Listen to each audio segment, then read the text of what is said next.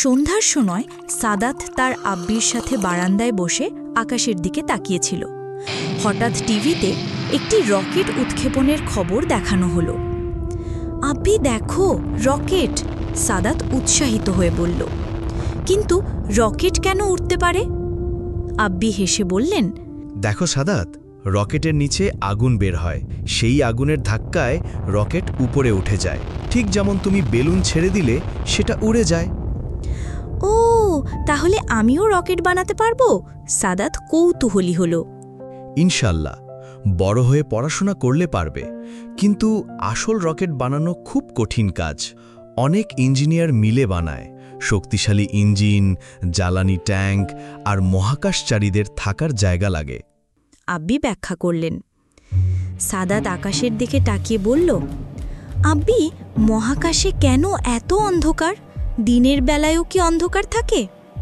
আব্বি বললেন, মহাকাশে কোনো বাতাস নেই, আর সূর্যের আলো ছড়ানোর জন্য বাতাস লাগে, তাই মহাকাশে অন্ধকার। তাহলে মহাকাশচারীরা কিভাবে দেখে? সাদাত আরও জানতে চাইল।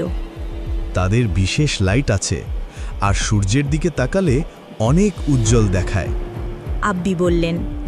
হঠাৎ সাদাত লাফ দিয়ে বলল, আব্বি, আমি লাফ দিলে নিচে পড়ে যাই, কিন্তু টিভিতে দেখি মহাকাশে সব ভাসে কেন? আব্বি হেসে বললেন, পৃথিবী আমাদের নিচের দিকে টানে, এটাকে বলে মাধ্যাকর্ষণ শক্তি বা গ্র্যাভিটি। কিন্তু মহাকাশে এই টানা কম, তাই সব ভাসে। মজার তো, আমিও ভাসতে চাই, সাদাত হেসে বলল। ইনশাল্লাহ, একদিন তুমিও মহাকাশে যেতে পারবে। মহাকাশে স্পেস স্টেশন আছে, মহাকাশের বাড়ির মতো। এখানে মহাকাশচারীরা থাকে আর গবেষণা করে। তারা কি খায়? সাদাত কৌতূহলী হল। বিশেষ খাবার, সব প্যাকেটে থাকে, পানিও ভাসে। এমন সময় টিভিতে আবহাওয়ার খবর শুরু হলো। সাদাত বলল, আব্বি, তারা কিভাবে জানে কাল বৃষ্টি হবে? আব্বি বললেন, আকাশে স্যাটেলাইট আছে, সেগুলো পৃথিবীর ছবি তোলে। সেই ছবি দেখে আবহাওয়া বোঝা যায়। স্যাটেলাইট কি? সাদাত প্রশ্ন করল। আকাশের চোখের মতো, পৃথিবীর চারদিকে ঘুরে ঘুরে সব দেখে। আব্বি সহজ করে বললেন। রাত হয়ে আসায় চাঁদ দেখা যেতে শুরু করল। সাদাত চাঁদের দিকে তাকিয়ে বলল, আব্বি, মানুষ কি সত্যিই চাঁদে গেছে?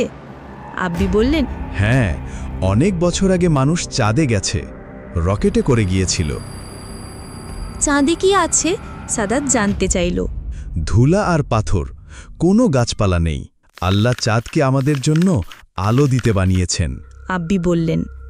সাদাত তার বইয়ের পাতা উল্টিয়ে মঙ্গল গ্রহের ছবি দেখিয়ে বলল, আব্বি, এই গ্রহটা কেন লাল? আব্বি বললেন, এটা মঙ্গল গ্রহ, এখানে লাল মাটি আছে, তাই লাল দেখায়। এটা পৃথিবীর পাশের গ্রহ। সেখানে কেউ থাকে? না, কেউ থাকে না, কিন্তু বিজ্ঞানীরা সেখানে রোবট পাঠিয়েছে। আব্বি বললেন। পরের পাতায় ব্ল্যাক হোলের ছবি দেখে সাদাত বলল, আব্বি, এটা কি? দেখতে ভয়ঙ্কর। আব্বি বললেন, এটা ব্ল্যাক হোল, মহাকাশের একটা জায়গা যেখানে সব কিছু চলে যায়, এমনকি আলো। ভয়ঙ্কর তো? সাদাত চোখ বড় করল। হ্যাঁ, কিন্তু আমাদের থেকে অনেক দূরে। আল্লাহ আমাদের নিরাপদ রেখেছেন। আব্বি আশ্বস্ত করলেন। সাদাত তার খেলনা রকেট নিয়ে এসে বলল, আব্বি, আমি বড় হয়ে ইঞ্জিনিয়ার হব আর রকেট বানাবো। মাশাআল্লাহ, চমৎকার স্বপ্ন। আব্বি খুশি হলেন। আর আমি মহাকাশে বাড়ি বানাবো, সাদাত স্বপ্ন দেখার মতো বলল। আব্বি হেসে বললেন, চমৎকার স্বপ্ন। ভবিষ্যতে হয়তো মানুষ মহাকাশে শহর বানাবে।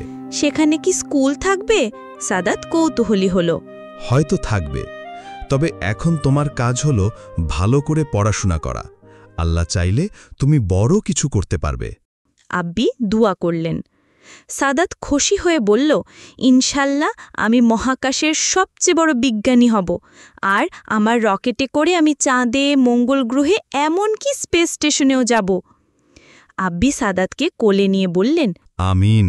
আল্লাহ তোমার স্বপ্ন পূরণ করুন, কিন্তু মনে রেখো, যেখানেই যাও না কেন, আল্লাহর কথা ভুলে যেও না। তিনি এই বিশাল মহাবিশ্ব সৃষ্টি করেছেন। হ্যাঁ আব্বি, আমি সব সময় আল্লাহর কথা মনে রাখব, সাদাত বলল। এভাবে বাবা ছেলের মহাকাশ নিয়ে আলোচনা চলতে থাকল। সাদাতের মনে মহাকাশ সম্পর্কে অনেক জ্ঞান ও স্বপ্ন জমা হলো। সে ঠিক করল বড় হয়ে সে অবশ্যই মহাকাশ বিজ্ঞানী হবে এবং আল্লাহর সৃষ্টির রহস্য উন্মোচন করবে। আজকের সন্ধ্যাটা যেন ছিল এক মহাকাশ ভ্রমণের মতো, যেখানে প্রতিটি প্রশ্নের মধ্যে লুকিয়েছিল কৌতূহল, বিস্ময় আর জ্ঞান। সাদাত বুঝল রকেট শুধু আকাশে ওড়ে না, স্বপ্নকেও অনেক ওপরে নিয়ে যায়। আর সেই স্বপ্ন তখনই পূর্ণ হয় যখন আমরা তা আল্লাহর স্মরণে সত্য ও পরিশ্রমে গড়ে তুলি। এই অসীম মহাবিশ্বের প্রতিটি গ্রহ, তারা আর রহস্য আমাদের শিক্ষা দেয়, আল্লাহু আকবার, কত মহান আমাদের প্রভু, যিনি এত সুন্দরভাবে সবকিছু সৃষ্টি করেছেন। জ্ঞান অর্জন করো, স্বপ্ন দেখো, কিন্তু সবসময় মনে দেখো তুমি যেখানে যাবে, যত দূরে যাবে, আল্লাহর দয়া ছাড়া কিছুই সম্ভব না। তাই সবসময় তার কাছে সাহায্য চাইতে শেখো। সাদাতের গল্প চ্যানেলটি এখনই সাবস্ক্রাইব করে রাখো যদি আরও মজার মজার গল্প পেতে চাও।